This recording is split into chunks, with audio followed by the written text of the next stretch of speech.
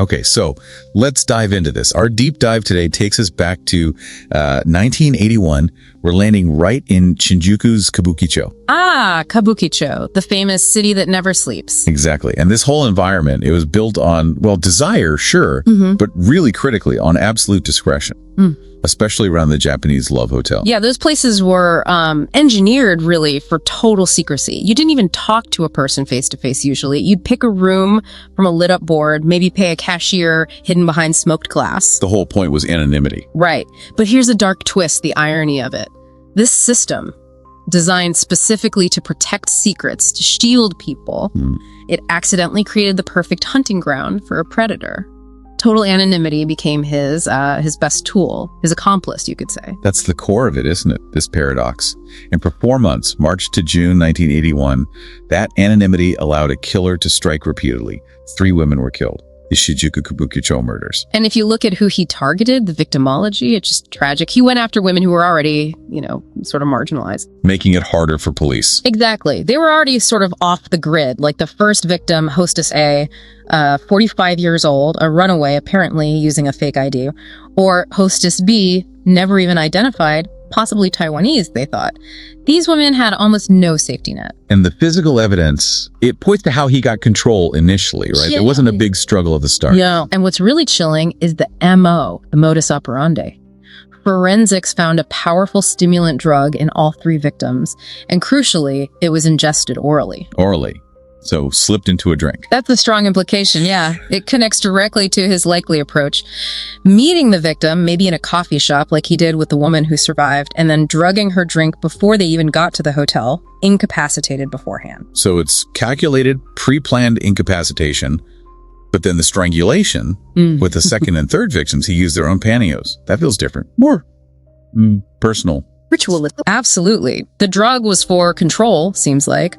But the strangulation with their own clothing, that's a signature. It moves way beyond just silencing someone. It makes the act intensely personal, turning something intimate into the weapon itself. But even with his planning, he was seen.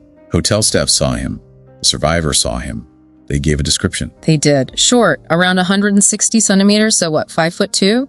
Youngish, round face, and the detail that always stands out. Well-dressed, a suit, black-rimmed glasses. Should have been a solid lead. You'd think so. But that description, ironically, might have been his best defense. He wasn't wearing a mask, he was wearing conformity. He looked like everyone. The average salaryman. Exactly. In a business district like Shinjuku, thousands of guys fit that description. He was basically invisible because he was so unremarkable, hiding in plain sight. Which leads us straight into the investigation, or maybe the lack of it in one key area. It's just staggering. They had eyewitnesses, a survivor, and yet no composite sketch. Ever. It's unbelievable, isn't it? A composite sketch of the killer was never made public. Why? What are the theories there?